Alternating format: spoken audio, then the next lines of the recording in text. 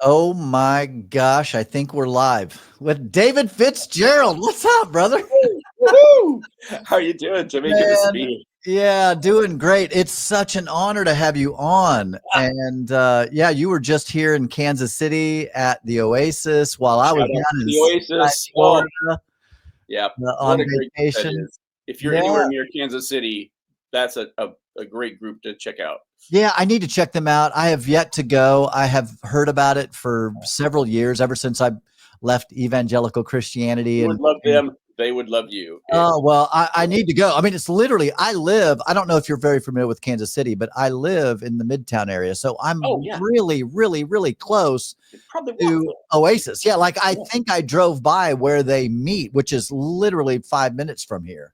This is the thing. It's Yeah. an atheist miracle. Yeah. Let's do it. I don't have a long bio for you. I've of course watched about every interview you've ever done to kind of get a vibe of your story, which is why I reached out to you. David Fitzgerald, author, historical researcher. But my fascination with you is the whole mythicist deal. Mythicist, is that right? Mythicist, yeah. That Jesus never existed. So Yeah. I have a journal here with just question after question to go through with you, because as a former evangelical, fundamental, Bible thumping, tongue talking preacher, pastor I did that for 30 years, and I was a Christian for 48. Gave my heart. I know I don't look that old. Right. I'm 55, and so I spent 48 years as an evangelical Christian. Wow. So, you just not only did Jesus for sure exist, but he was the Christ. He was the Son of God. He was born of a virgin, all that. So, and it's funny, I was right there with you in my youth as a Southern Baptist. Southern Baptist, because I was going to ask you. So, what's your kind of coming out story? Right. Well, I mean, that story is sort of fun, but I want to jump past that, because once I became an atheist, I still thought there was a Jesus, because why wouldn't there be a Jesus? Of course there's a Jesus. Right. And it wasn't until around the year 2000 or so that I got curious to know which of the Gospels is giving us the real Jesus, because they're not all talking about the same guy, and they're not all telling the same story. And it means they're not all telling us the truth. So who's telling us the truth? Who's giving us the real Jesus? And again, never even crossed my mind to think none of them were. Right. But long story short, started looking into it, and about 2 years into that process, after all these red flags started immediately popping up when you start kicking the tires on Christianity, I'm thinking, I don't think he ever existed at all. And by that time, I knew I was not the first or the best qualified to make that decision. But it freaked me out. Losing Jesus freaked me out just as much as losing my Christianity had 16 years ago. Because I've been a perfectly happy atheist who believed in a Jesus and had my own idea who he must have really been. To think, wait, are you telling me none of it? And that process it's not just Jesus out there who has a real dodgy history and dodgy backstory. It turns out, if you go to all the top 10 religions, every single one of them also has the same dodgy backstory. You see the same patterns. You see the same weird omissions. It's like, well, that's weird. If this is true, then why are they saying this over here? And for all of them across all the major religions, anyway. And it's interesting how biblical scholars often agree, even the Christian ones, that, like the Exodus never happened. Moses was most likely not even a real person. Yeah. Especially for early Judaism and Christianity, the last 30 years have been everything from like 1970, 1980 on. It's just been sea changes for everything in the field. And as you say, even religiously affiliated biblical scholars agree that, I guess that's a metaphor. I guess that's an analogy now. Yeah. An allegory. I've had people try to bring me back to Jesus and say, well, you were an evangelical Christian. Of course, that's not real. I guess you weren't a real believer. I was like, oh yeah, I wasn't a real believer. I only spent 48 years in it and 30 minutes preaching it. Oh, goodness. Exactly. Well, so one of the questions about your personal story. Yeah. So what age did you start to go, I don't know about this. Well, I'm ashamed because I bought the whole thing hook, line, and sinker until I went into junior college, and I met a girl, and the way we would flirt with each Those other women, is those women, the Eve and the serpent tempted me. they save us. Uh, the way we'd flirt with each other is having theological arguments with each other. And one day we're going at it, and she goes, "Well, Dave, you know the Hindu religion is like 3,000 years older than Christianity." And I was all set to jump down her case. And before another word could come out of my mouth, I realized, hey, I have no idea if Hinduism is older than Christianity or not. I'm about to say something I don't know is true or not. Yeah. And that realization hit me like a ton of bricks. It's like, holy crap, I'm just like the Mormons and Jehovah's Witnesses. I'm just parroting what I've been told all my life. Well, it's And- prolific for people, fundamental Christians. I know I did this all the time, saying stuff I had no idea of the real veracity of it. I Right. had heard it. I had thought. I read it in a chick trap somewhere, Yeah, exactly. Well, of course it's true. I read it in the Bible. The Bible says it. I believe it. Bible says it. That settles it. Yep. I like the bumper sticker. It said, "I said it. God believes it. That settles it." So for you, when you start asking those questions, Well, it was like, I have friends in the clergy project who talk about the years, and they just drag you down the stairs, boom, boom, boom, one step at a time. But for me, I can remember that millisecond I was a true blue Christian, total believer, and the millisecond it was like, whoa, wait a minute. Am I right or am I wrong? Right. My God, what have I done? This little David Byrne on my shoulder. And from that millisecond on, Christianity never felt anything but fake. It's like the scales drop my eyes, and it's like, oh my God, this is obvious BS. This is just, and I was a minister at the time. I was a music minister for a Cambodian mission in Fresno at the time. oh my, I believed it my whole life. Everybody, my whole church family was my family, And a month later, I said, I'm just not gonna make it this time, or next time, just or slip out the back door. I just did an Irish exit to Christianity, and slipped out. And, Yeah, it's interesting how that it starts just kind of falling away. And I get email, and I'm sure you get way more than I get. I get emails, messages, and all these kind of things. People trying to save me and get me to come back, and you're backslidden and all that. And it's like I've seen too much. There's no way I could go back. It's like losing your virginity. It's like this thing that was there, it's not there anymore. It's gone, and yeah. It's not coming back. You don't. Yeah. That bell cannot be unrung. Now, do you have any family that's still? Yeah. Though it's funny, all my brothers and sisters, they love the fact that I became the atheist because then they could do no wrong. I don't want to out them or anything, but I strongly suspect they're no more religious than I am. They're just not as vocal about it. Sure. And no, I still have my family's very religious, and but my outer church family, oh yeah, a ton of them still are out there. Yeah.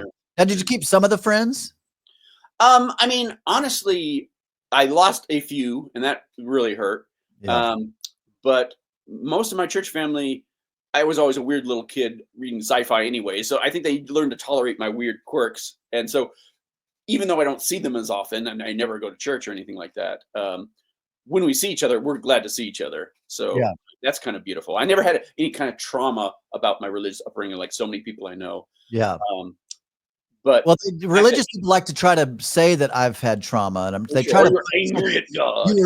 You're mad at God. You just want to live a life without accountability, or you just want sex. And it's like, well, yeah. I mean, that's true, but yeah, exactly. I was having that when I was a Christian anyway, so it really doesn't matter.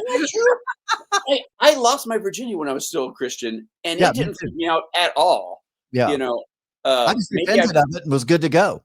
And it's like, maybe I felt guilty about not feeling guilty, but losing my religion, whole year is like, what am I doing here? Wow.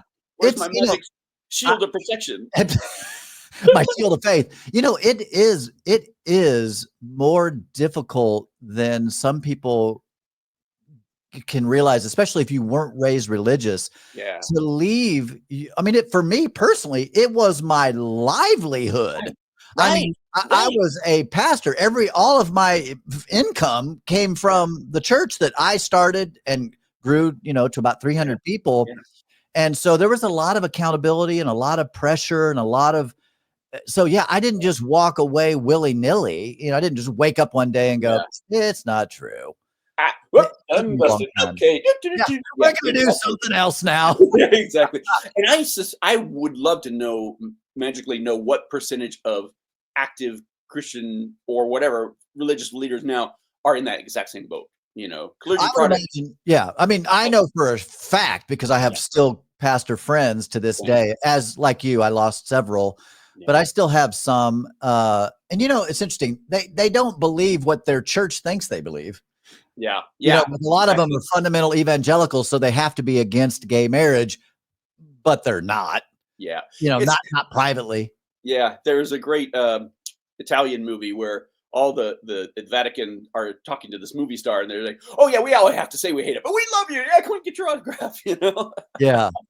And you know, that's just our job. That's our job to hate your thing. Honestly, it you know, for me, I just could no longer preach something I didn't believe in. And people ask me like, well, how did you do?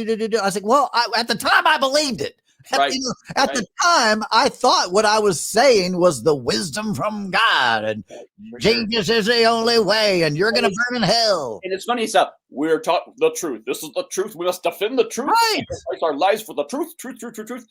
And then when you say, well, is it truth? The whole house of cards comes tumbling down. And that for me, David, honestly, it was, I love that verse. I still love that verse. The truth will set you free. Yeah. And that is exactly what it did.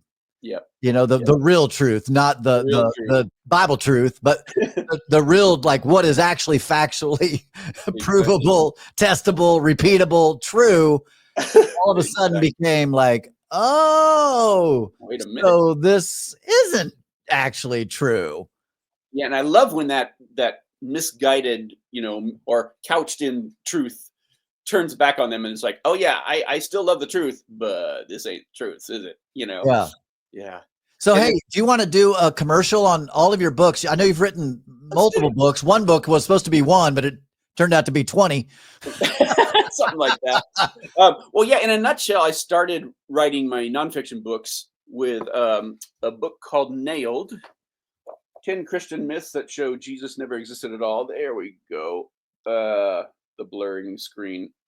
And that was in 2010, after, you know, 10 plus years of being curious about who Jesus really was and trying to parse the real Jesus from the legendary Jesus. Yeah. And it's amazing how fast that started to fall apart. I say in the book, once you start pulling on that thread, pretty soon you have no sweater. Yeah. And one of the last chapters in Nailed is, Can Jesus Be Saved? Where just list out and talk about all the things that we'd have to have a really good answer for to explain this, if there really was a Jesus. Yeah. And having said that, I mean, there's nothing implausible about there being a real Jesus. It's not like I would start my discussions with Christians by saying, yeah, your guy never existed, because that's just a conversation killer. Right. But atheists should be having this argument, and I'm glad we are, because everything we learn in the back and forth about what we can and can't know about the real Jesus helps us better debunk anything the Christians are saying about, oh yeah, I know how Jesus wants you to behave and think and vote. Because that part is ridiculous. And at the end of the day, all the scholars are agreed that our gospels are myths about Jesus. They just think there was a real Jesus at the bottom of all of that. Whereas we're just not seeing it. The deeper we go, it doesn't look like there's one, and there doesn't need to be one. We can account for the rise of Christianity without one. Which I definitely want to get to the rise of Christianity and where that came about and the evolution of Christianity. I mean, even in my lifetime, I've seen it evolve. Right? I mean, the things that I've seen that were absolutely not acceptable by the evangelicals now are acceptable. And so I have a lot of opinions about you pick up some evangelical fundamental person right now, take them back just 500 years or 1,000 years and drop them down into society. And it's, well, I'm thinking even 50 years from now, we're not going to recognize most of Christianity. And it's going to be in places we don't think of as being Christian. It's going to be in Korea. It's going to be in Africa. It's going to be in South America. Yeah. But you think I did a video just because, all the Christians are, Jesus is coming back. I'm like, no, he's not. But one before I go to the Return of Jesus thing. So for me, I now, as an agnostic atheist, it doesn't matter to me if Jesus existed or not. If it comes to find out that he actually did exist, fine. Like whatever. The only difference is I would be honor bound to immediately write a book about that. Yeah, exactly. Hey, it was all wrong. I guess there was a Jesus, and here's why we know that. Right. But to be honest, it's 25 years and 8 books later, and I'm not seeing one. And and increasingly, it looks like we're just barking up the wrong tree. And again, fun fact, it's not just Jesus. Right. Judaism, Islam, the Eastern religions, all of them have the same. Which a fundamental Christian would agree with that. They'd be like, well, of course Hinduism isn't real. Of course Buddhism isn't real. But Jesus is real. Jesus is real. What's funny about that is when this new book, in the new book, I talk about how let's look at the bios of all of them and see what's happened. Well, I always get either letters or emails or discussions from atheists saying, oh, well, when he talks about the Mormons, how wrong they are, he's great, top notch. But when he talks about Jesus myth, it's crazy. That's nonsense. Well, this time I got a review on Amazon from a Buddhist who's like, when he talks about Islam, 10 out of 10, it's so good. But when he talks about Buddhism, it's like a Mad Lib. And Christians fill it out one way, Buddhists fill it out another way, but it's all the same thing. Why didn't he listen to this extreme? Why is he talking to these people? Why, Well, that was another part for me as I began to deconstruct, which it's only been 6 years ago. I left my church in 2019. Woo. And that was one of the things, right? I made fun of Mormonism, Jehovah's Witness. I made fun of Catholics. I made fun of Hindus, Buddhists, Islam. I mean, any other was completely false. It was a deception of the devil, right? Obviously counterfeit. Obviously not real. Yes. Mine is actually real. And then, of course, I realized, oh yeah, no, they're all fake. Like, no. Yeah. All right, so the rapture thing. So I did a video just to compete with all of the, Jesus is coming back. And so I did one entitled Jesus Isn't Coming Back. But then I did a video follow-up and I said, prediction for whatever it was, I forget what I said, 2050, that religion will cease to exist. I don't actually think that. I was kind of just being fun and facetious. Right. Do you think there will be a time because here's the thing. Christians say, I know there's a heaven. It's like, whoa. Actually, you don't. Because if you know it, I could know it. You could prove it to me. Exactly. But it's not provable. It's a faith thing, belief, whatever. Whatever you want to believe. But evolution of things like heaven. It's like, oh, there didn't used to be a heaven. Then there's this, and then there's this. Yes. That kind of thing fascinates me. No matter what religion we're talking about, is where these ideas came from and how interwoven they are with each other. It's like we think of big monoliths that have nothing to do with each other and are completely different. But when you look at their origin and their development, take out the big picture, they all look exactly alike suddenly. Yeah. Well, it's interesting. They're all interrelated. That's one big family tree. Yeah. Right. Well, I was going to say, what's interesting is a lot of times evangelicals will say, and this would have been me, it's in the Bible. And like the Bible goes all the way back to the beginning of time. It's like, it actually doesn't. And this book has changed over the life of its writing. But Christians look at the Bible as like literally God created the earth and all of it, and then he put this book together, and it's been from the foundation of the universe. And so they think it's an origin book, like it's a book that goes back to the beginning. And that's just actually not at all true. Not even true. All the scholars know this. And not only that, but just 2.5, 3 years ago, we've changed our mind about the Old Testament, the Hebrew Bible. It's about 1,000 years or more younger than we thought. It only goes to about the 3rd or 2nd century BC.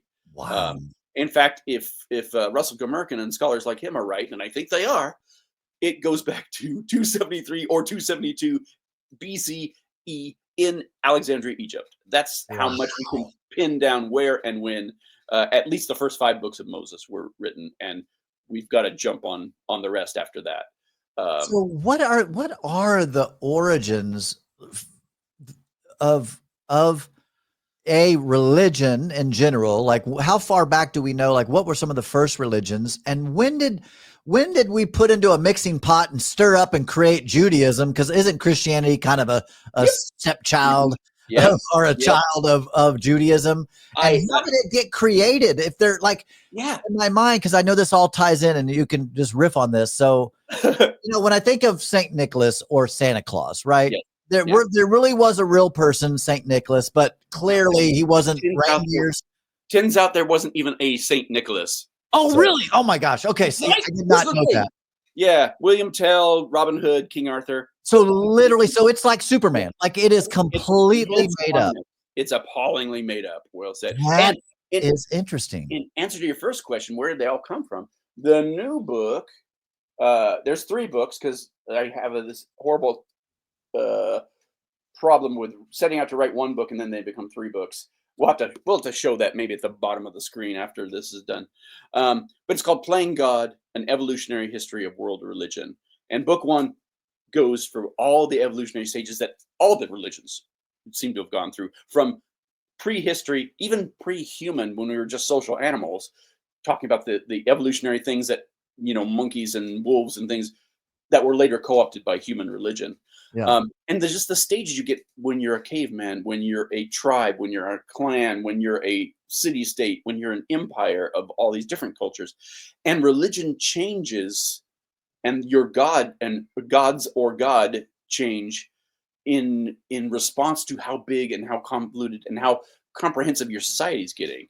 The more cosmopolitan it is, the more interconnected you are to people different from you, the more apt your God is suddenly going to become a transcendent God. He's not just a hill god or a river god. Now he's the God of everything, above it all. Right. And he loves everybody, and we're all his children, even though 500 years ago we were all smiting each other because their God hated our God, and vice versa.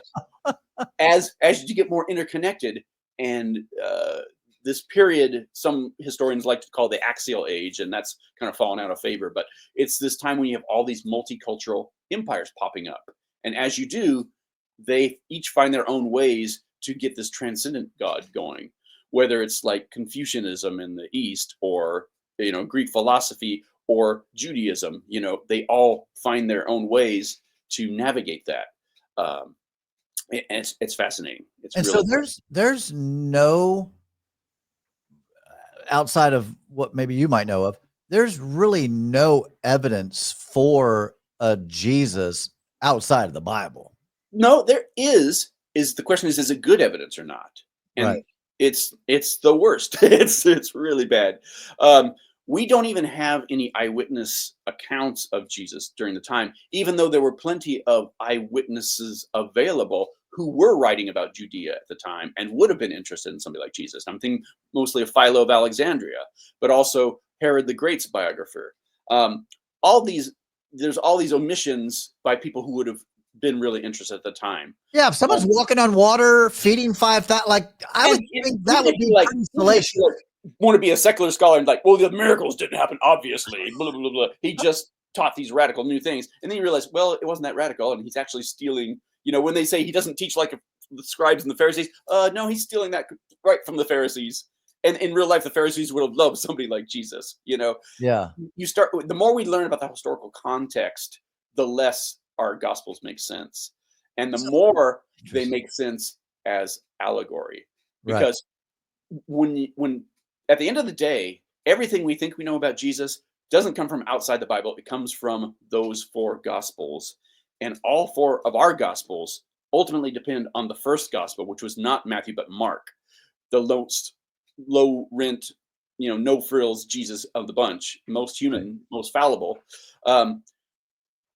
And I'm losing my train of thought because there's so many things trying to pop in there. Ask me the question again. So yeah, so when did Jesus emerge? Yeah. So what it looks like to us now is there was a movement after Alexander the Great, when he started his empire and all this cosmopolitan mingling of cultures and religions. There was this movement called mystery faiths, where it was a reboot itself of an older Greek tradition, a faith tradition. But what they would do is, instead of having a pantheon of dusty old gods up on Olympus way out there somewhere, they would pick, like in Egypt, they picked Isis. They'd reboot a existing goddess like Mithra from Thrace, and they would make them a personal savior who lived in your heart and saved you from death after you to a happy afterlife. And they'd had things like secret handshakes and rituals, and they kept most under wrap. But we know they had baptisms. We know they had Lord's Suppers. And when you read our Roman accounts from guys who were like in the ISIS cult, the way they talk about ISIS is exactly how we talk about Jesus. If Interesting. you just scratch off the names, you would assume they were talking about being born again to Jesus, and yeah. So there's also other theories that historians have and mythicists have about, the Romans invented it all, or it I was don't a like mushroom that. control. It's like, and That's again, too there's nothing complicated. probable about it, but the more you look, that does not hold up at all, Yeah. because you have to ignore so much religious evolution that was going on before, during, and after the time that Jesus was supposed to have been around. Yeah. I don't. That seems more conspiracy theory to me. I think it completely is. I think it completely is. And it drives me crazy when atheists make fun of mythicism by calling it, creationism for atheists. Because for the most part, we agree with the historicists on all the major issues, like Mark and priority. Mark came first. Like the forgery and counter-forgery in the Bible. Bart Ehrman, who's one of the staunchest. Love him. I love him too. I'm a huge fan. He's so sure there was a Jesus. And yet he even admits, the problem with all these reconstructions of Jesus is none of them makes, including my own, is that none of them make sense of why the Romans would give a rat's ass about any of this going on. Right. Why the Jews wouldn't just stone him like Mosaic law says you're supposed to. Yeah.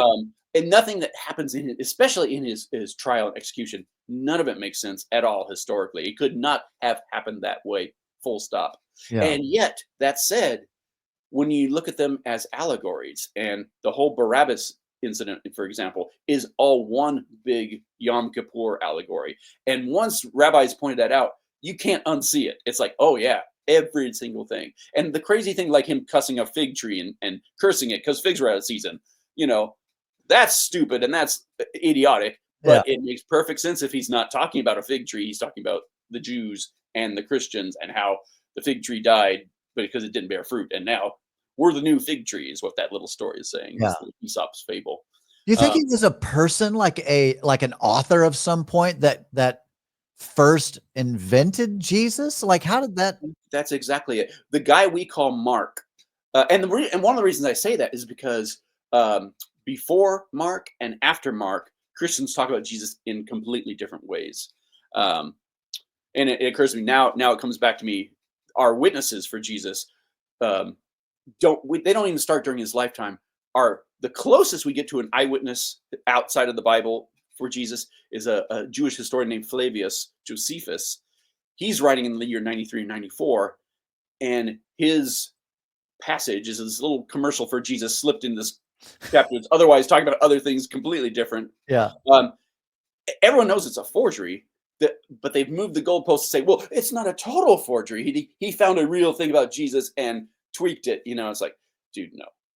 And I've got a whole chapter and entire books talking about why we know that, for instance, Luke is stealing from Josephus, not the other way around. And Josephus never knew anybody, our Jesus.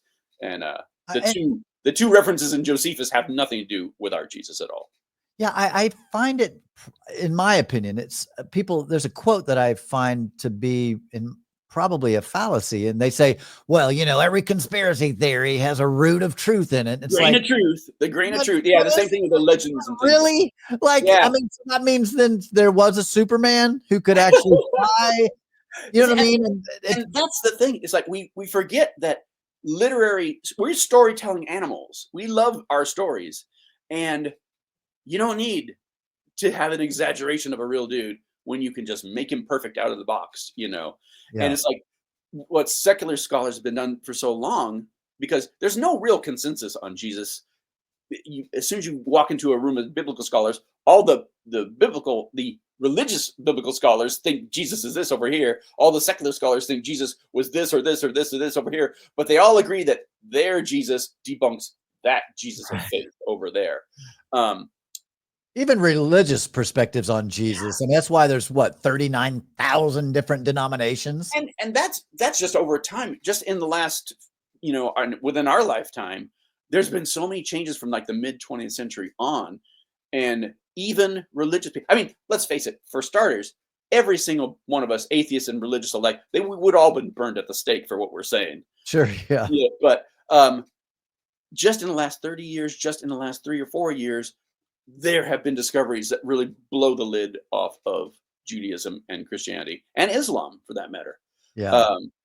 And it's, for all the craziness in the world right now, that's super exciting to me that we can actually pin this stuff when it came out. These things that we think of were from the dawn of time. Buddhism, it must be thousands of years old. Hinduism must be thousands of years old. And it turns out, no, maybe not.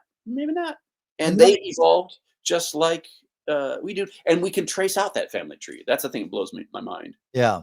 How well I do find that such an interesting thing, just to have been alive long enough to see some of the evolution within Christianity, especially the evangelical Christianity. They're so, in their mind, they're so right. They're like, I'm just reading it from the Bible. It says it right there. And if it doesn't say it, well, we know he would have said something. Right. Yeah, exactly. He never mentions gay people. We know he hates them. That's what he meant, Or different concepts, the age of accountability. I mean, there's so many things that evangelical Christians teach, and myself included. Right. When I was a pastor, I knew everything, David. I knew it all. There's no Trinity in the New Testament at all. That concept wasn't even invented for hundreds of years, about 300 years after those books were written. Yeah. The little stuff that seems to be implying one of them, the Johannine comma, they call it, is just a flat out forgery from the Middle Ages. Yeah. And none of the others are talking about that because that concept didn't exist yet. You said something earlier about how you wrestled with the things that just don't make sense. What I love is when you look at the deep dive and suddenly the puzzle pieces slide into place and click into, that's where that craziness comes from. Yeah, now it makes sense. Over here, yeah. And it's so fun. It's so fascinating. Yeah, I was just talking. Go ahead. Oh, I was just gonna say, I think I don't call myself a biblical historian because I'm just a biblical. I have a history degree, but my information comes from the biblical historians and like taking the best of what they're saying and comparing it with other religions. But what I do bring to the table is I'm able to talk about these dense theological and historical issues and make them accessible, and more often than not, make them hilarious because they are hilarious. Yes, they are. They, like the story of Ezra and Nehemiah. When you actually take a good look at that story, it makes no damn sense whatsoever. And you can repeat that ad nauseum throughout the Old Testament. Yeah. Well, Noah's Ark. I mean, I used to call myself a literalist, that I said, hey, listen, I believe the Bible's literally true. I can't explain it all, but it's, every single expedition that's gone in search of Noah's Ark has found it. Right. And really break it down. It's beyond impossible. Yes, it's literally beyond impossible. Yeah. And again, not to hard sell playing God, but I talk about that too, is how the Bible gives us three kinds of bullshit in the Old Testament. It starts out, like you said, with out and out myths, Noah taken right from the Mesopotamians, Adam and Eve, the Tower of Babel. And it's so funny that even religious historians and theologians right now, they don't start with Adam and Eve when they're talking about biblical history. They just sort of do to Abraham and start from there. And they don't tell you why, but shouldn't we be starting all the way at the back? No, they just gonna pin there. And the thing, okay, so you've got that pure myth, never happened. Now everybody from Abraham all the way to Solomon, all the guys we love, all the guys we read about in Sunday school and told a story about and song about, none of those guys existed. It seems none of them existed whatsoever. And they're all either gods or father figures of different tribes. And those stories became interwoven into a single narrative, to a single family tree. And that was done. We used to say, well, it probably happened during Moses' time. He wrote the 5 books of Moses. No. It probably happened during the united monarchy of David and Solomon. Now we're like, nah, there probably wasn't any such thing. And it's like, so it probably happened during the Babylonian exile. And that's a real thing that happened. Or maybe it happened after the exile. But increasingly, that the counter keeps going, well, no, it couldn't have been that early. It couldn't be that early. It couldn't be that. And now we're thinking second or third century BCE. And that's probably where it's going to land, actually. Yeah. But yeah. I find that so fascinating. I mean, I went to 2 different Bible colleges. One I went to was a fundamental Assembly of God Bible college. The other one was more of a health, wealth, gospel, word of faith type. Oh dear. So, you know, led by a prophet who so many times would say, well, I met with Jesus last night and he said, you know, Moses wrote this or whatever. And it's like, I wonder, does he really think this happened and is completely delusional? Or is he just lying, pulling it out of his ass, you know? Because it's hard to think if he's on team evil or team stupid. right. But You it's know, got to for be on one myself, I just did a video about this, that I didn't have a relationship with God. I had a relationship with myself. Yeah, And so when God spoke to me, it was just me speaking to myself. Yeah. You know, do this or don't do this. That's just the war within your own brain. Yeah. But I think some people are just, some people are one quick point before I forget it, because I left out the third part of the Bible. That's when they talk about real people, but we're getting the propaganda spin from the Israeli side or the Judahite side.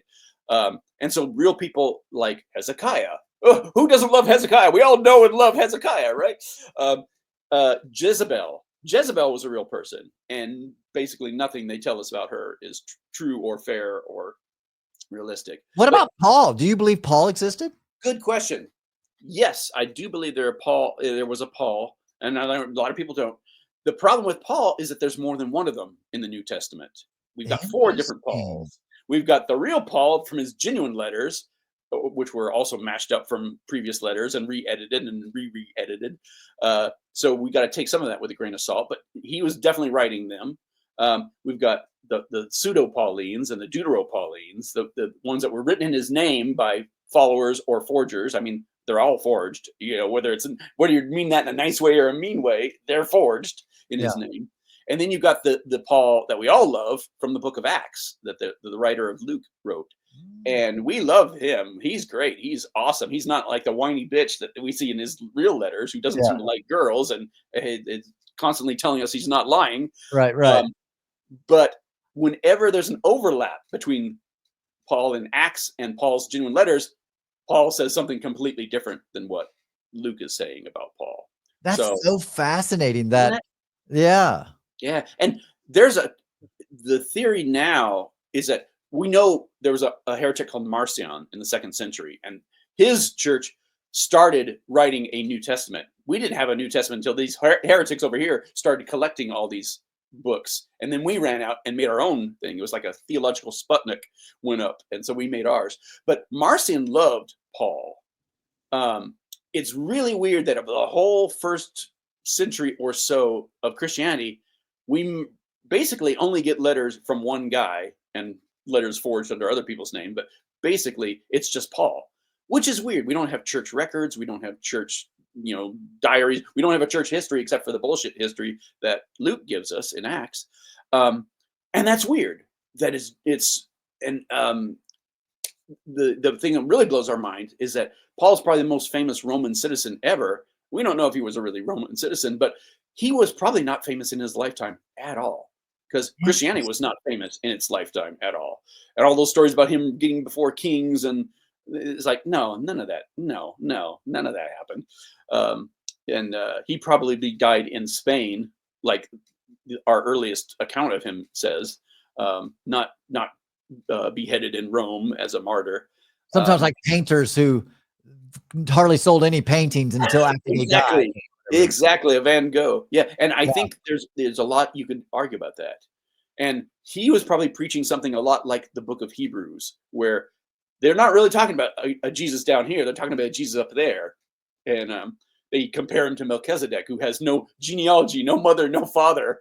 And they say things like, if he had been on earth, then we would be, you know, he's comparing the high priest that we have in the heavens, Jesus, with the high priest that we have down at the temple, and how we don't need them now since we've got him in heaven doing his thing.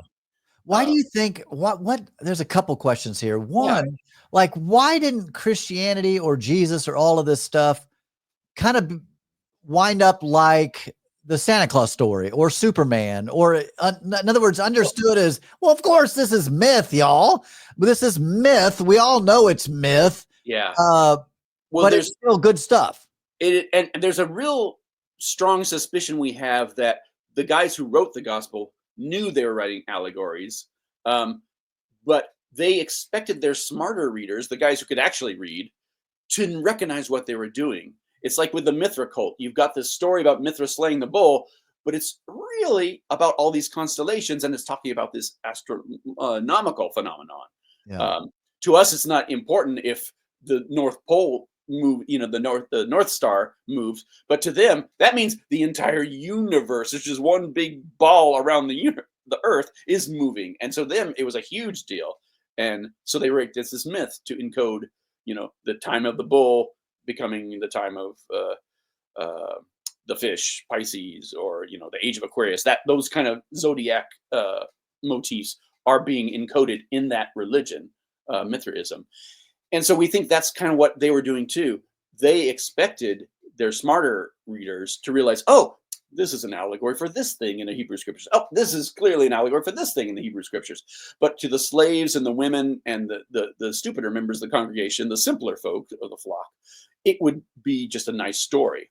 And Paul uses all these mystery faith terms, like talking about, oh, well, this is the meat and this is the milk, and you're not ready for the meat yet, so we're going to give you the milk. That's fascinating. So who put Christianity on the map? Like, why did it? I just watched this documentary on boy bands. There's all these different boy bands. Some, were like a little spark, and then they faded, and then others, really got to the top and made it, and worldwide fame. And it was just kind of like who their promoter was, right time, right place. Like there was all these other pieces where they were still talented, but why did this boy band make it to the top and all the girls went crazy and this other one just faded away? Is it kind of like that with Christianity? It's very like that. It's very like that. In fact, I have a friend who's written about Jesus mythicism and comparing it to the Beatles. That's all you need. Oh, very cool. Yeah, I think you'd love it. But in a nutshell, I mean, for one thing, we have to keep in mind, Christianity was not an overnight success. For hundreds of years, it was less than Jehovah's Witnesses. It was less than Hare Krishnas even. It was just socially invisible, which is one of the reasons we know the Romans didn't invent it, because they didn't give a rat's ass about it for hundreds of years. It wasn't even on their radar. If things had gone differently in the 3rd century, Rome started immediately going to hell for multiple reasons. It was just a disaster. After that, this doomsday cult over here suddenly seemed a lot more enticing, because they were feeding the poor. They were, reaching out. Their ministry they were kind of bottom feeders that way. But really, even with that happening, it really didn't succeed until the Roman Emperor Constantine said, oh, you know what? I like this religion. I like the way they listen to their bishops. And my mom was a Christian, so he started giving his patronage to them. And since, and closing this pagan temple here, closing this there. And since they don't need their gold and money anymore, we'll just put that in our imperial coffers. And so this switching of dad likes pagans best to dad likes Christians best was a huge financial windfall. And even at the end of his death, he was still the pagan emperor and the Christian emperor. Interesting. So he wasn't like, I believe in Jesus, I've accepted him in my heart. Oh, he was. He did talk to his bishops like that at councils and things like that. But he did the same thing to the pagans. He would get his fortune done. When he died, they did all the pagan rituals. Even things that we think of that he introduced, like Christian things. The big thing about Constantine was, he had that vision of the cross before that big battle. Never happened, but still. The funny thing about that is, it turns out it's not even a vision of the cross. It was a vision of what's called the Chi-Rho, this Greek monogram, CER, that Christians adopted, but pagans also adopted. So when he's seeing this thing, all the pagans think, look, he sees our sign. All the Christians think, hey, look, he sees our sign. Interesting. And he did that his entire life. It wasn't until after Roman emperors after him that Christianity became the official religion, and all the others are now illegal. Right. That's a total side question, and maybe you don't know this because it's not something that you've been writing about recently. How did Rome fall? I went to visit Rome, you know. Oh my gosh, it's just the history there. It's just beautiful. And I thought, man, how did such a big empire finally collapse? There, I mean, like you said, it's a lot of things, but it happened like over 50 years, you know, during the 3rd century. For one thing, there was like just a collapse of finances, runaway inflation, a whole series where weak emperors let the borders go to hell and started farming out border guard duty to like barbarian tribes and Arabs over here. And um, everything started to collapse. There was runaway inflation, all the trade routes. I mean, everything you can think of that can go wrong in an empire happened in the 3rd century, and it just went straight to hell. Interesting. Now, And bad leadership, or was it just a bad leadership for sure, and then other things, you know, exacerbated that. You know, That's fascinating. yeah, Huh. That's another conversation. for sure. Where do we see the first signs of any kind of religion or God or Gotcha. supreme being in I history?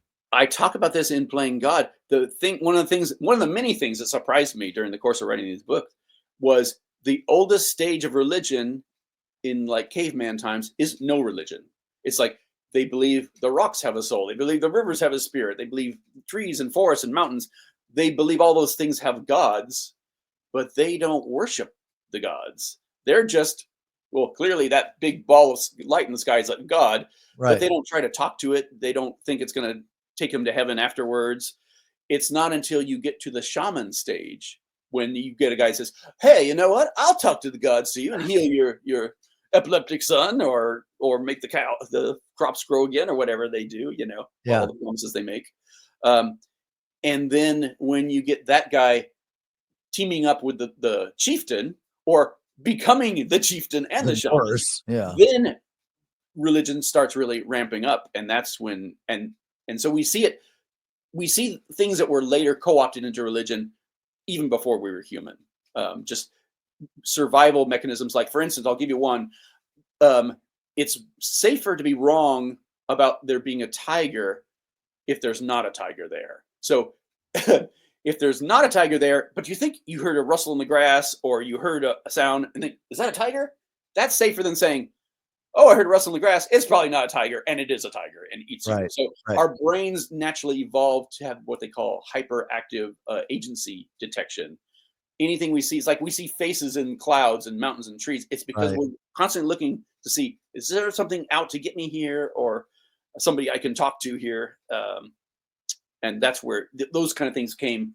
And as we went from social animals to humans, to full on religions, you see Yeah. these things. And what was the first quote unquote organized religion? Like if you put me back in the year Right. 5000 BC, what would I have been told I needed to do in order to be Yeah. saved? Right. We don't have any way of knowing the details and the particulars of any one of those, but we get the sense of what kind of things they were doing and what their relationships to gods were, by studying, like, uh, anthropologists studying so-called primitive cultures now, who still have a lot of the same attitudes. Now, those guys have evolved for millions of years too, so it's not a perfect track, but we can get a lot more insights into how people looked at their gods and their religion by following people like uh, pygmies, Bushmen, or Alaskan Inuit, Eskimos, if you will. Yeah. Um, seeing how that plays out, especially with shamanism and Sure. pre-religion. One of the things I could never reconcile back, when I was an evangelical pastor, outside of so many things that I Yeah. was no longer, I just had to be intellectually honest about so many things. I actually saw some debate, and I forget who it was, but basically that you can see the very evolution of religion Yeah. just absolutely undercuts the idea of there being one God from the beginning of time. Because if That's right. that's true, then that would be there would be one religion all around the world, It's the thing. Yeah. right? It wouldn't be all different religions rising up in different spaces and different And regions. if there really was a real God, there wouldn't be all these translations and interpretations. You know, I think he would not be such a deadbeat dad, and Right. you'd think he would give us more of a clue about that. Because say what you will about scriptures, none of them read like they were written by some perfect, all-knowing, all-powerful dude. No. They are weird and quirky and contain all the bones of their evolution. And right there. ancient. Yeah. I mean, you just, the ancient ideas, Yeah. old thoughts that are like, yeah, no. Yep. Who put the Bible together? That's another, you know, it was God, I know, but like who actually created the Bible? Gotcha. There, I go into that deeper in playing God, but in a super nutshell, I'll say our scriptures first get started in ancient Alexandria, and then about 100 years after that, the Hasmonean kingdom, which was where we get Herod, his whole dynasty, those guys, they seem to be the ones who created Judaism. And so our Bible starts about 100 years before that, but the practices of Judaism come after that. And before that, there were all kinds of gods, multiple kinds of Yahweh, Baal, and El, these Canaanite gods. And Yahweh, it gets hard to tell them apart because they start looking and sounding and talking like each other, to where it's hard to tell when one starts and the other stops. But basically, around 2nd century, 3rd century BCE is when our Judaism starts. And from there, you get the whole Abrahamic line. Before that, it was all polytheisms of various types, for good and for bad. Yeah. Is it the Catholic Church that actually played a role? Well, I guess they didn't really become the Catholic Church till later, but like who actually comprised here's the 66 books are going to be in this Bible? Gotcha. This is what God has done. Yeah. Well, yeah, that's a whole thing too, because there was all these synods and conclaves and councils to decide which books are going to make it the cut and which ones weren't. But that process never really, I mean, you could argue it's not even done today. For instance, for the first 150 years of Christianity, we have nothing scriptural. We don't even have the little fragments about the size of a credit card that we get in the later 2nd century and early 3rd century. We have nothing. So even if Paul wrote a genuine letter, stuck this one copy in a lockbox, and we just found it, we wouldn't know that's what it was. We would say, oh, here's an interesting variant on this Pauline letter here. But we have no way of knowing what the original said. And there's no way that could ever be the case. And we have hundreds of years, probably about 250 years, where we have nothing to show at all. We don't know at all. We just have fragments. And our earliest complete books of the New Testament don't come until like towards the end of the 2nd century. And our first complete New Testaments don't come until the 3rd century or 4th century. And we have 2 of them. And neither of them agrees with each other. They each have books the other doesn't have. They have books we don't have. We have books they don't have. Them, and us are 3 different canons. And we have all kinds of texts, Sarvain texts, that have different readings. And I'm not just talking about spelling mistakes, grammar mistakes, and just flubs. There's plenty of those, but that's not special. We're not worried about those. Sure. What we're worried about is when you have a text over here, and then you have another faction's text over here, and they say the exact opposite of each other, and we don't know. And by we, I include religious scholars. We don't know which is the original true reading. All they can say is something like, well, this doesn't have to do with our salvation, so we don't have to worry about it. And it's like, David, are you saying there's contradictions in the Bible? There ain't no contradictions. I used to say back when I was a preacher, I'd say there's apparent contradictions. It's just two ways of looking at it. When we look deeper and pray prayerfully, we see that they all go away magically by a wave of our hand. Yes. Yeah. Oh my goodness. Yeah, that's been some. Or the one I love is, well, the contradictions in the gospel prove that they're true. So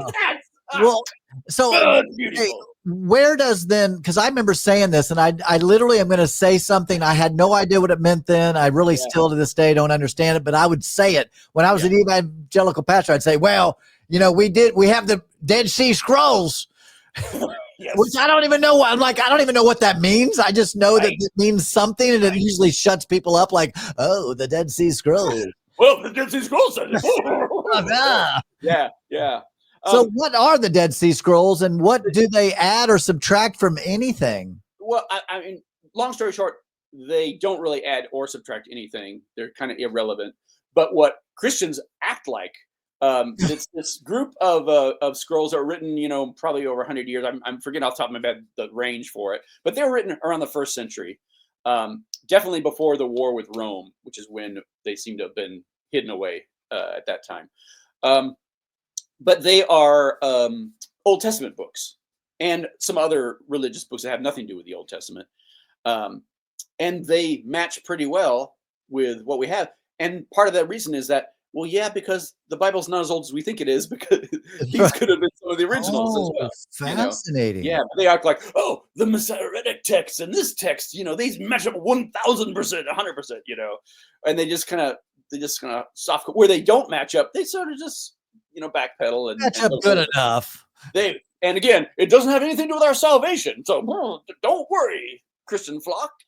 Yeah, we can be this part over here is 100% real, and everything else, is maybe or maybe not, and everything else that's not in the Bible, oh, that's just 2nd century religious fiction. Don't worry about that stuff at all.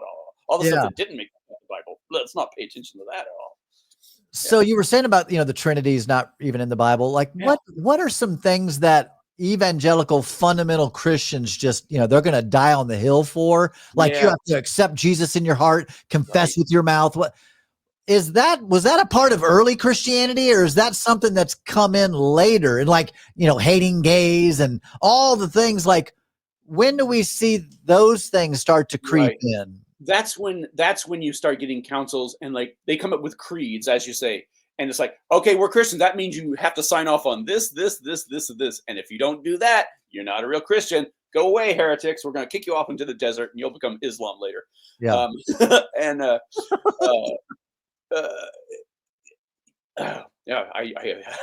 Where you see these teachings creeping into the evangelical fundamental. Essentially later. Early Christianity it's not just early Christianity, it's early Christianities. It's all these house churches, it's all these different apostles. Paul, one of the things he does tell us is that there's all these other pastors teaching a fake Jesus, another gospel. Don't listen to those guys over there. Don't go to those Lord's Suppers. That's a Lord's Supper of demons. We only go to our Lord's Supper. We're First Baptists. We're not the Second Baptists. Wrong. We're the First Baptists. Exactly. Yeah. So we know there was lots of different movements, and then later they all sort of came together under Rome initially, and then as soon as you start getting Orthodox Christianity, everything else is heresy, and so you get all these different things, and ideas bounce back and forth between them. Things go in and out of fashion. For instance, there were all these what were called infancy gospels in the 2nd century.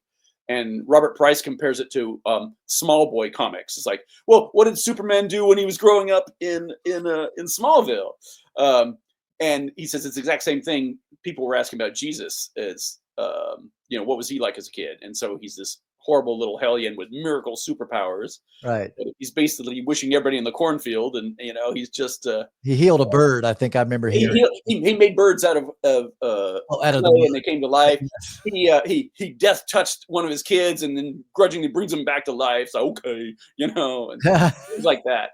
And the parents all the parents of the village are terrified, and talk to your kid, Joseph. He's killing us all. This is so funny. And we only have the one story left in Luke, where young boy Jesus goes into the temple and he's teaching them, and they.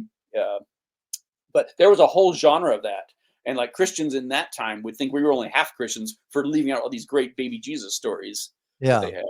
And of course, Matthew's Jesus story, baby Jesus story, and Luke's baby Jesus story are two completely incompatible, different stories. Even though we mash them up every year for Christmas pageants, they're telling completely different stories that could not have happened in the same way. Um, That's one thing that's so fascinating about Christianity specifically. It's like any particular Christian you're talking to, yeah. they have the right interpretation. I just had a conversation with someone in my family that said, well, I used to be once saved, always saved. But then, as I read scripture, I realized you can lose your salvation. And I'm just like, Yeah. Yeah. oh my goodness It's gracious. like, where's God to keep us figuring this out? It's like, it's just scripture, It's like free will, I guess. You're taking it out of context, I guess, It's like It's all Superman these theology. excuses, all these excuses for why he just sort of throws this stuff out, and we're just bumbling over it for thousands of years to get it right, Yeah. And now we just figured it out, and now we know. Now we know in Now we know. And 2024. we're probably saying exact thing the early Christians said, Jesus and palace was running around Galilee. They're us. We're them, not Well, those that's Catholics, not those. what's also so disconcerting about all of it. It's like, okay, so if now right now in 2024, we're now finally getting the correct teaching. Yeah. So everybody like back in the year 1500 are just effed. Like they're all going to burn in hell forever because they hadn't got the correct modern day interpretation or the. Oh, they're just making God matter all the time. It just. I wish they'd read their Bible better. Why didn't they read the King James version like Jesus did? Why? Where were their heads? That's why I wish Christopher Hitchens was still around. I just love his one, and maybe he got it from someone else, I don't know, but where he crosses his arms and says, for 98,000 years, God just stood by as people died, needlessly for various reasons, as simple as clean food and water and bad teeth. Yeah. And then finally, a couple thousand years ago decides, maybe we ought to step in and do something. Basic hygiene, maybe. Yeah. It's like, really, why not bring some of if there was a God back in the beginning, don't you think he would have said, hey, wash your hands? Right. Just that simple. Like, hey, you can't own people. Like you can't have slaves. Right. Oh, but no, he not only says you can, he has rules for how to do it right. And like, don't beat them to death too hard now, or you're losing your money, But Steve, you can't like Mike. Now that one I'm going to put in there. It's like, what? What are we talking about? You mentioned washing your hands, which is super ironic because Jesus in the Gospels teaches the followers of John the Baptist come after and says, you guys don't wash your hands. Why not? Because of what goes into it. He has some biblical answer for that. But it's a good question. We really should be washing our hands, Jesus. Yeah. Which reminds me of something else. John the Baptist. Now, it wouldn't shock me if it turned out John the Baptist was just as mythical as Jesus. Yeah. But in actual point of fact, we have slightly better evidence for John the Baptist than we do. Interesting. Jesus. Really? So if I was going to put my money on just one, it would be John the Baptist. Do you think Jesus could have been a kind of a character outside of maybe John the Baptist? I mean, we know these Gospels are myths and allegories. There are some people who think, well, maybe Jesus himself is a myth or an allegory for John the Baptist himself. Interesting. Very interesting. But whether that's true or not, we definitely know that the Baptist cult and Christianity, they were not on board with each other in the beginning. And we actually have Christian writings in the 2nd century where they preserve debates between the Baptists saying, oh, no, John is the Messiah. Oh, no, Jesus is the Messiah. And they're fictional accounts, but it's like, why would they make that up if that wasn't what was happening? And even in our own Gospels, we constantly see Jesus bumping into followers of John the Baptist, and they have these debates on, well, we do this, why do you not do that? And it's like, yeah, because you're not on the same page, even though you're supposed to be, Jesus's cousin or Jesus's friend or, a perfect stranger to Jesus. They don't agree on who John the Baptist, there's relationship to Jesus, but John the Baptist is in every single gospel. And that's a weird thing, no matter how you slice it. How is it that something fictional, something made up, something mythical, which is weird now that as an outsider, it's so clear to me that it is. Right. But when I was an evangelical fundamental Christian, it was my very identity. Yeah, so here we are in the year 2024. How is it that something that was mythical is now, 50%, it's declining, but And they are. And let's point that out, is like, especially the younger generation, the college generation and younger, is the least religious generation in human history. At least it was a couple years ago when I was working for Secular Student Alliance. But those numbers kept rising for us, falling for them. And I don't see that genie coming out of the bottle anytime soon. It's like what I said about Christianity 50 years from now. They'll probably be okay with gays and getting married and sex out of marriage, because otherwise they're not going to be around. Right. They're not going to be around. It's like clear to me. I've been in it long enough that so many of those things that are archaic. Like I tell people now, I'll tell them, I'll say, yeah, guys, when I went to Bible college, even I had to have short hair. It couldn't touch my collar. It had to be up over my ear. I couldn't have tattoos. I couldn't have earrings. There were so many things that the hills that we died on. To be, what a proper Christian was. And meanwhile, there's all these pictures of Jesus looking just like a hippie. Exactly. I look more like Jesus than most Christians do. And it's so fascinating that even that in just the last 50 years, we've seen a total evolution of what's acceptable, even as a fundamental evangelical Christian. Where you couldn't, if you were divorced, you could not be a pastor. You could not. You could serve in the church. Lady pastors? Oh, no, lady pastors. They can't have that. Absolutely not. No. But if you were still holding on to those, and we see those, they're the small little churches in Kentucky. No offense to Kentucky, but it's like these small little backwoods churches that have 20 people who still, hold on to those things, right? For sure. But any mega church can't hold on to those. Go into countries it never was before. We're going to see it get deeper fundy over here and super liberal over here, and they'll hate each other. But hopefully, we're like in the biggest reversal right now of America's history. I don't know what it's going to look like in 5 years, let alone 50 years. But assuming we survived it the way Germany survived Nazism, and come out on the other side, I think Christianity is going to be taking a pounding for sure. And in the first world, it's in Scandinavia, the happiest places on earth. It's already not a non-issue for the most part. It's like Easter and Christmas are holidays to them, and their traditions, and but it's not. They're not burning people at the stake anymore because they didn't baptize, or they baptized the wrong way, or Sure. Yeah. That's so. I know I don't talk about politics much, but so what do you think the next 4 years are going to be like? Here's the thing. Here's the thing. So half of this country hates those treason weasels that we've got in there now. The other half that voted for him is waking up to the fact that these guys are treason. These guys don't like us at all. Hey, we voted for you and you're going to mass deport us? Why? What? So there's huge voter remorse happening now. We just have to keep pushing back against these guys and not let them grow into a Hitler. And I think we've got a good shot at that. America geographically is not Germany geographically. Absolutely.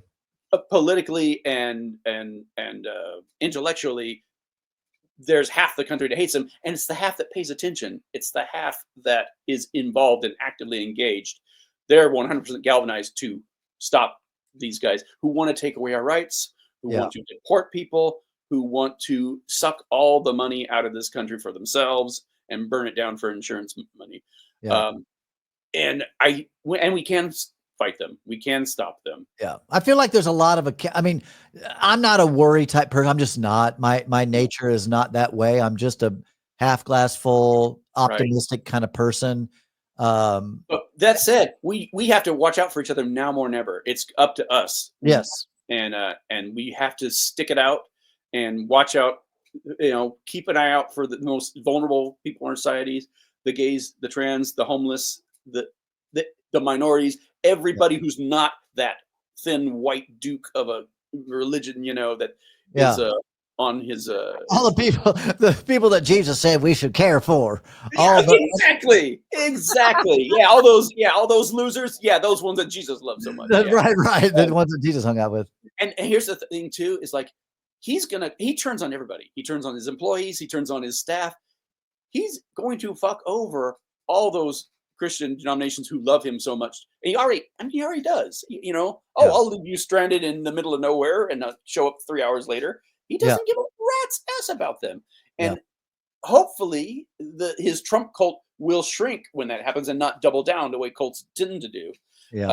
But everybody who's not in the cult, they are going to realize that, oh, this guy is not our friend. We maybe should talk to our senator about, stopping them. And it's not going to be easy, and it's going to get worse before it gets better. But stay in it, engage, push back. They'll get away with anything that's not easy for them. Don't make anything easy for them. Yeah, stay alert. Stay alert. Yeah, and again, protect each other. Protect get to know your neighbors.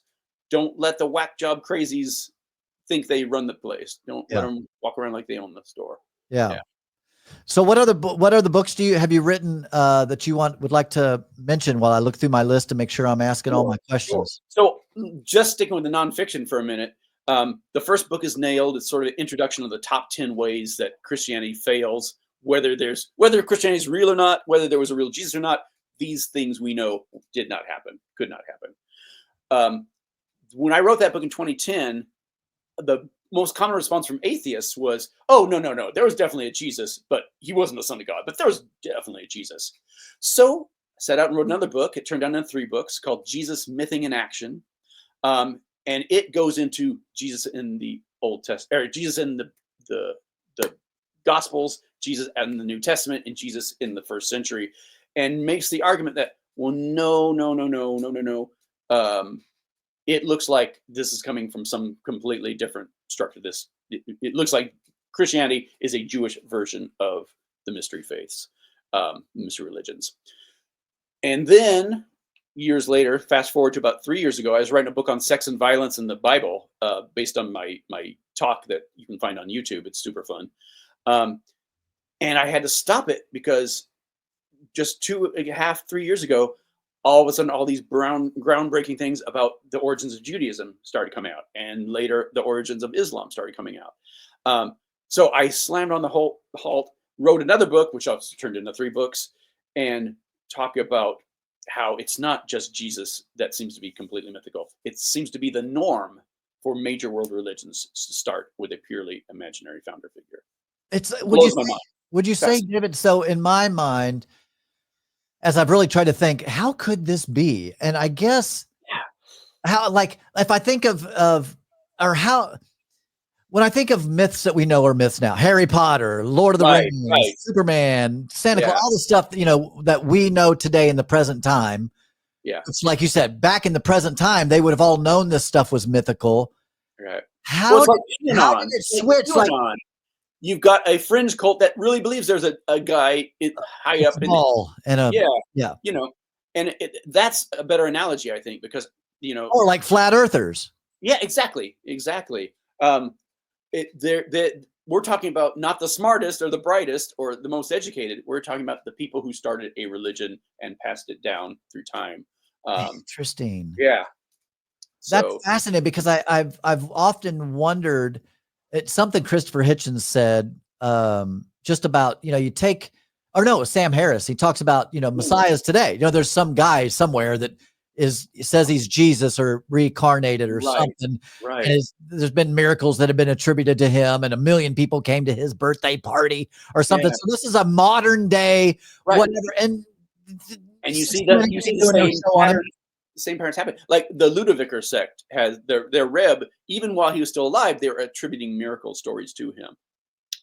So again, there's nothing implausible about Jesus or any of the other guys being one of those dudes, because those guys pop up dime a dozen. But when we're talking about the major world religions, they're not the oldest religions, they're not the only religions, but when you get a religion, especially for an empire or a culture where you've got multiple religions, multiple cultures, multiple languages, the gods tend to be one God, and it tends to be above it all and transcendent, and he's the father of everybody. That's the kind of religion you tend to have. And it seems to be the case that when they start this religion, they do it by creating a founder figure who's completely imaginary. Sometimes he's a rebooted figure from the past. Like Mormonism. What's that? Like Yeah, Mormonism. yeah. It's like, yes, We there was a Joseph. we know that's made up. Exactly. And Joseph Smith was a real dude, and so were all the other early Mormons. But Prophet Moroni, Angel Moroni, and the Prophet Mormon, yeah, completely myth. Which a Christian would be like, well, of course, that's not real. Yeah, and like you got thousands of years of history in America that's completely imaginary and not unsupported by archaeology or science or even good story logic. Yeah. And yet, it's like you said, it's like you can't just say, "Oh, look, that's not true. That's not true." Oh, okay, I'll just stop believing that those three things. It's like this is their whole universe. This is their whole identity. Mormons are basically an ethnic group now. Yeah. For all intents and purposes. Yeah. So yeah, you don't just give that up lightly. Right. And yet, none of it came from anything true. All of it came from myths. That is just so fascinating because like you just said, I mean, for the longest time when I first started my deconstruction process, I kind of landed on, okay, fine. Yep. Clearly there was no dude walking on water, turning water into wine. None of that stuff's true. But there was a guy there, there was a dude that walked around, the Sea of Galilee and it's funny. was a Macy, some kind of a rabbi, it's funny because an end times preacher guy. In Nailed, that was like one of the things that really was a pivoting point for me. It's like, well, so here's what we're saying. Either this guy taught, didn't do miracles, but at least taught revolutionary things, and yet nobody notices. Or, he did do, okay, sorry, I'm getting it wrong. Either he did these amazing miracles or taught these revolutionary things and nobody noticed, or he didn't do the miracles. And yet, as soon as he's dead, you've got all these scattered church cults all over the Roman Empire insisting that he was the Son of God. It's like, how do you make that happen, if he didn't do these things? And it's like, they make the point of these stories are told, the miracles is the point of the story. You can't just take, oh, well, that didn't happen. It's just an exaggeration. No, that's the point of the story. That's why these stories exist. And they all seem to be stories. They all seem to be stories. Sometimes they're reboots of older stories. Often they're reboots of older stories. But and they come from different sources as well. But they're all seem to be fiction right out of the box. That's what I'm trying to say. And we could have the debate on whether there was a real kernel of truth, Jesus or Muhammad or Moses or Buddha. But the point is, for all intents and purposes, we don't have any of those guys anymore because everything we think we know about them comes from scriptures who have nothing to do with anybody who's actually alive. And that's the thing that Christians sometimes don't even, and again, this is including myself, David, back in the day. Yeah. I would say, well, Jesus said, well, yeah, exactly. No, Jesus said that. This was written. I mean, the earliest. What is it? I mean, Mark's the earliest gospel. Yeah.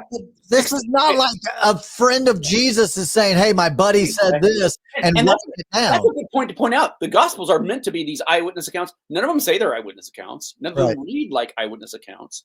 Luke even starts out his gospel as saying, "There's so many people writing Gospels now. It seemed a good idea that I should investigate the stories that came down to our generation." And then what does he do? And give you the real scoop? Yeah, he steals from Matthew and Mark. And I say this to people. It's like they weren't setting out to write the 4 Gospels. They were setting out, each of them, to write the one true gospel. And interesting. Mark started with his, which is clearly an allegory.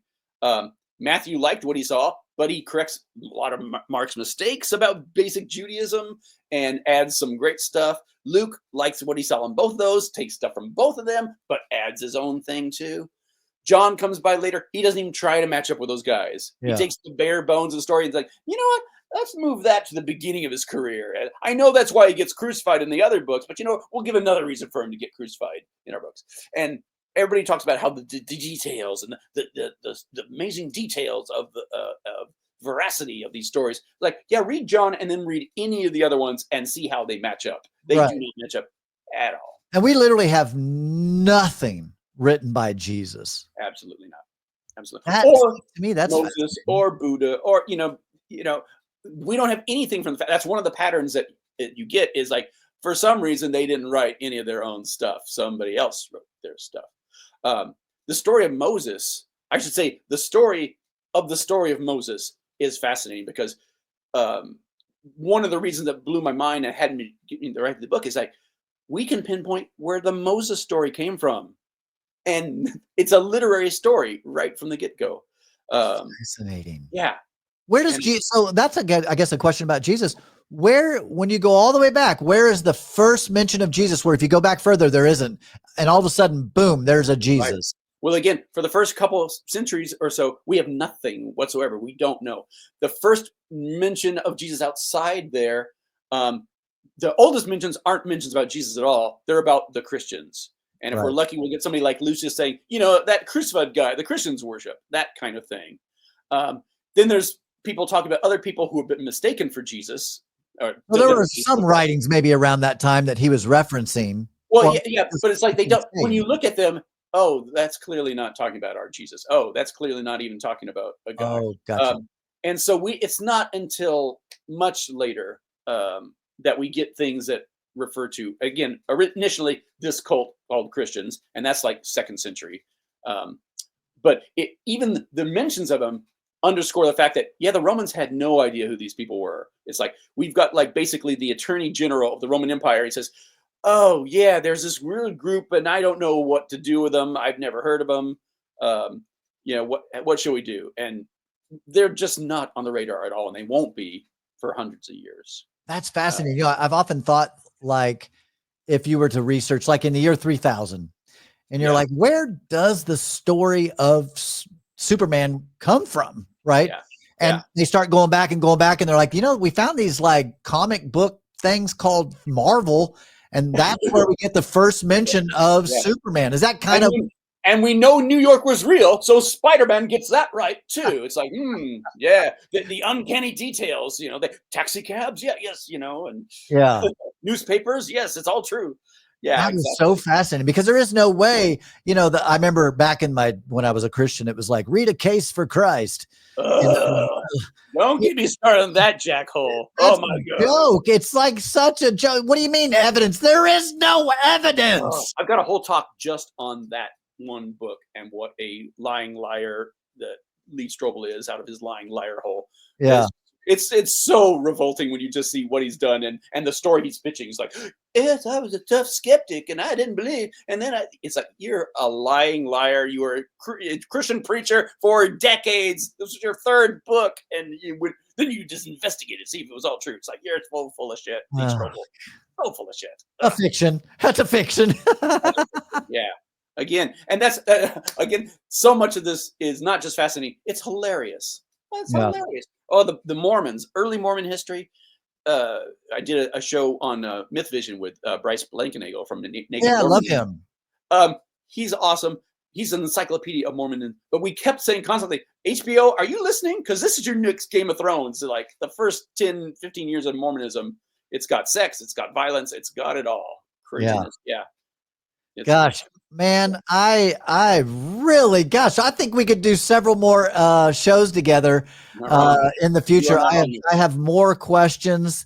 I'm constantly losing my train of thought because all the rabbit holes are saying, "Hey, talk about me! Wait, talk about me! That reminds me of this." Yeah. Well, it's been such an honor, man, to talk to you. Like I said, I've watched so many different interviews with you, and I'm going to order your books. I haven't had a chance to get them and read them yet, but I'm going to. I can't wait to think. Yeah. Honestly, I think you're going to love them. Yeah. Well, it'll help fill in a lot of the my brain is still, it's funny, as a former evangelical fundamental person, that brain is still there. Like, right. I can tell you why the Mormons are going to hell. I can tell you why the Unitarians are all going. Absolutely. Yeah. I can, that's still there. Now, clearly I don't believe that. It's just a recollection. I know what I used to believe. Yeah. And now I'm almost shocked. I can't believe that I used to believe certain things. Right. My favorite Bible verse now is, "Am I therefore become your enemy because I tell you the truth?" I love it. I absolutely love it. And it's, thank you for writing the books. Thank you for doing all the investigations. Thank you for doing, interviews like this. It's just on the shoulders of giants. So I'm grateful myself to be able to share it with people and have so much fun doing it. And absolutely. So how can people follow you, learn more, get your books? I'm probably easiest to find on Facebook. or you can shoot me an email at everybodylovesdave@gmail.com. I've got a website called davidfitzgerald.org. If you look on YouTube and do David Fitzgerald Atheist, you'll find all kinds of fun things popping around there, especially sexy violence, violent sex, the weird ass morality of the Bible, and the Mormon shows, and just all kinds of appearances like that. Yeah. Yeah. You signed up for Blue Sky yet? Say again? Blue Sky? Oh, you signed up? just joined Blue Sky. So did I. Spreading myself thinner and thinner across the internet. Yeah. Just your name? It's Everybody Loves Dave. Oh, okay. Good. And I literally just joined Blue Sky today. Yeah. I'm like a day ahead of you, maybe a day or two. Yeah. It's blowing up. It's really blowing up. Yeah. Awesome. Tell me, what are you working on next? We've got we also write science fiction and fantasy, my wife and I. And we've got a book coming back from the publisher that we're working on the edits right now. It's a dark fantasy thing. I love fiction. I love mystery fiction a lot. But we've got a trilogy called Time Shards that I'm really super proud of, because it's a time travel / post-apocalyptic mashup. It's very different, very fun, and I think I'm more proud of that than any book, because when I write a nonfiction book, I like to write a fiction book, because nonfiction books, you have to do footnotes and edits and notes and citations and do research. But fiction books, you just have to make it all up. Yeah. But when you write a time travel book, you have to do research and investigation, and you have to make it all up. Yeah. But it's super, super fun. There's called Time Shards. Look it up. It's a great little trilogy. And maybe I'm going to say this because, and I'm giving this away. I did write a Christian book like 25 years ago called "It's Cool to Be a Christian." It's out of print. You can't get it anymore. But oh no! I mean, I have it. I have a copies. Are there electronic copies we can get somewhere? I'd have to look. I'd have to find out from my printer if they still have an electronic copy. Yeah. But yeah, I have like a couple actual hard copies left. But anyway, so I'd love to write a book at some point telling my story or whatever it is. But I also love fiction. I read about a book a week fiction. I love mystery fiction. I just love fiction. Yeah. And there's a book that maybe you should write, because I've thought about it, but I'm just not much of a fiction writer, I wouldn't think. Yeah. Or it'd be a great movie. If you could do a movie like a Da Vinci Code quality, like a really good movie of somebody who goes back to Jesus' time and experiences what it really was like. That is literally the plot of Jesus Myth in Action Volume 3. It's all an imaginary time machine trip on looking for the origins of Christianity. Oh my God. Okay. Well, I'm going to order it as soon as we get off here on Amazon, because I absolutely think that'd be a killer movie if Mel Gibson or someone picked it up and could really do it justice. I love time travel movies. They're some of my favorite movies. So anyway, it's such a pleasure to talk to you, man. I really appreciate you and appreciate your work, and appreciate your time. Absolutely. This is why I do it, because it's sure not for the money. Yeah, no, I get it. Yeah. That said, if anybody wants to get an autographed book directly from me, I'm happy to direct sell people there. Just look me up on Facebook or shoot me an email, and we'll make that happen. Awesome. And again, can't wait to hear what you think of it, because I think you're going to love these books. Yeah, very cool. Yeah. All right, brother. All right, brother, man. Take care. Thanks again. We'll talk again soon.